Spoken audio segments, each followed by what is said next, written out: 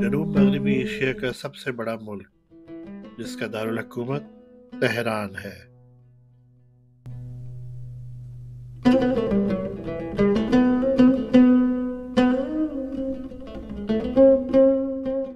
ایران کا سفر۔ مسجد جمکران۔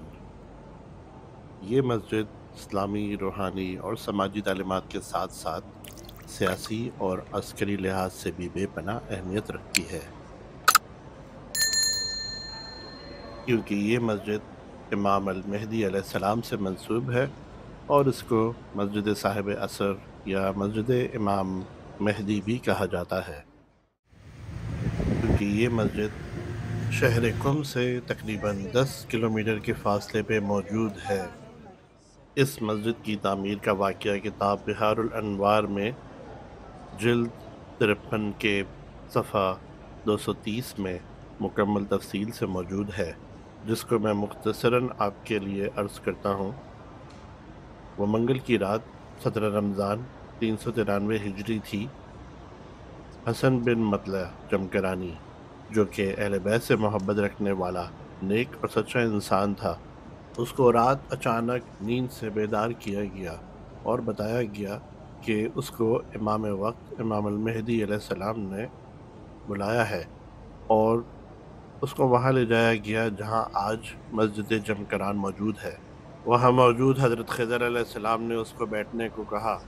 اس کے بعد امام مہدی علیہ السلام نے اس سے فرمایا کہ جاؤ، جا کے اس زمین کے کسان حسن بن مسلم کو مطلع کرو کہ وہ اس زمین پاک پہ غیر قانونی کھیتی باڑی فوری بند کر دے اور جو کمائی اس نے اس زمین پاک سے کمائی ہے وہ مسجد کی تعمیر کے لیے حوالے کر دے۔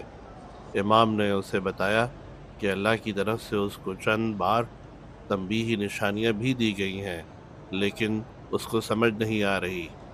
امام نے یہ بھی فرمایا کہ اس مبارک مسجد کے احاطے کی نشانیاں لگا رکھی ہیں، جاؤ جا کے زمین پہ غور کرو۔ اور یوں اس واقعے کے بعد اس مسجد کی تعمیر شروع ہوئی۔ اس مسجد کے احاطے کے ایک حصے میں ایک کنواں موجود ہے، جہاں یہ یقین کیا جاتا ہے کہ امام وہاں پردہ غیبت سے ظاہر ہوئے تھے۔ ایک اندازے کے مطابق تقریباً 1 لاکھ سے زیادہ لوگ ہر منگل کو نماز مغربین میں کثیر تعداد میں جمع ہوتے ہیں اور رات گئے تک دعائیں کرتے ہیں، کیونکہ وہ منگل کی ہی رات تھی جب حسن بن مطلع جمکرانی کو امام نے طلب فرمایا تھا۔ اس مسجد میں نفل نماز پڑھنے کا ایک خاص طریقہ ہے جو آپ کو وہاں جا کر ہی بتایا جاتا ہے۔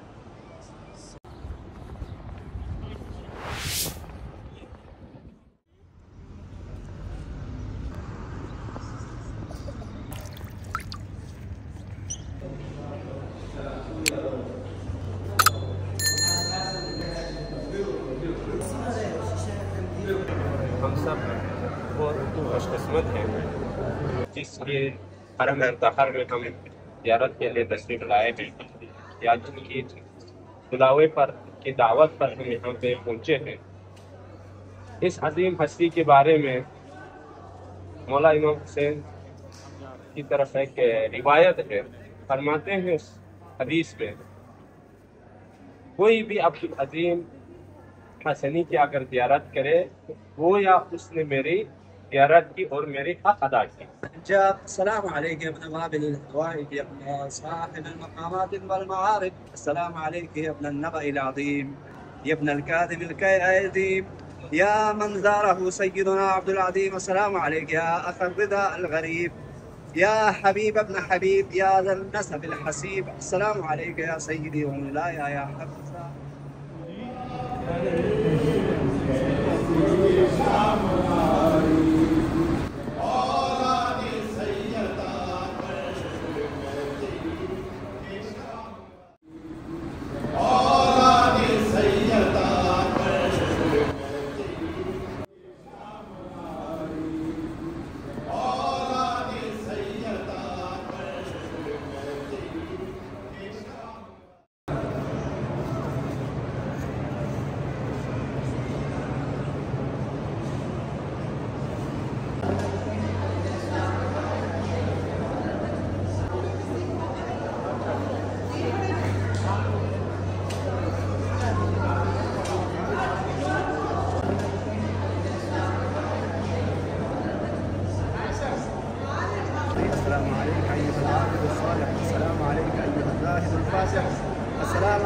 سرير الأئمة المعصومين الهادين.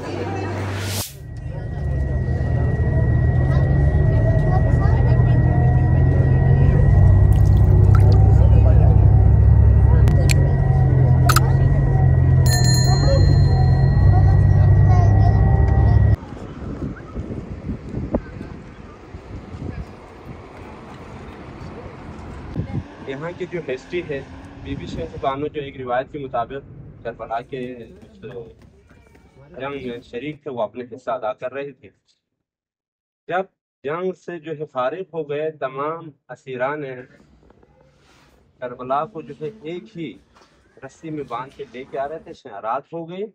ان کی جو قبیلہ والے ہیں، یہاں بی بی شہر بانو جو ہے ایران کی جو ہے بادشاہ کی جو ہے بیٹی تھی، تو کسی کو پتہ چلا بی بی کا جو ہے کربلا میں آنا ہوا ہے اور ان کو اسیر کیا گیا، تو ان کے قبیلے والوں نے جو ہے، ان کے خاندان والے وہاں پہ گئے، بی بی کو راتوں رات جو ہے چھڑا کر جو ہے، اس سے ہمیں اتنا اندازہ ہوتا ہے کہ علی کی بیٹی زینب پر کیا گزرے ہوں۔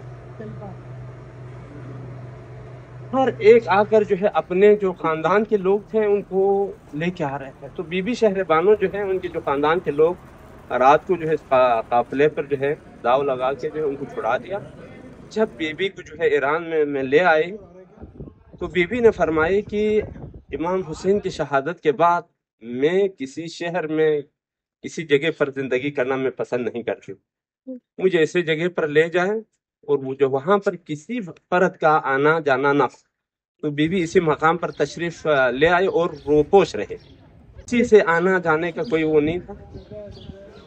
لوگ ان کو جو ہے کھانا لے آتے تھے اور وہ یہاں پر ہی زندگی بسر کی اور اپنے خالق حقیقی سے جا ملے۔ بازار سج رہا ہے، زینب کھڑی ہوئی ہے، آ کر کوئی نہ مارے رخسار پر تماچے، آ کر کوئی نہ مارے رخسار پر تماچے، بازار میں سکینہ سہری کھڑی ہوئی ہے، بازار سج رہا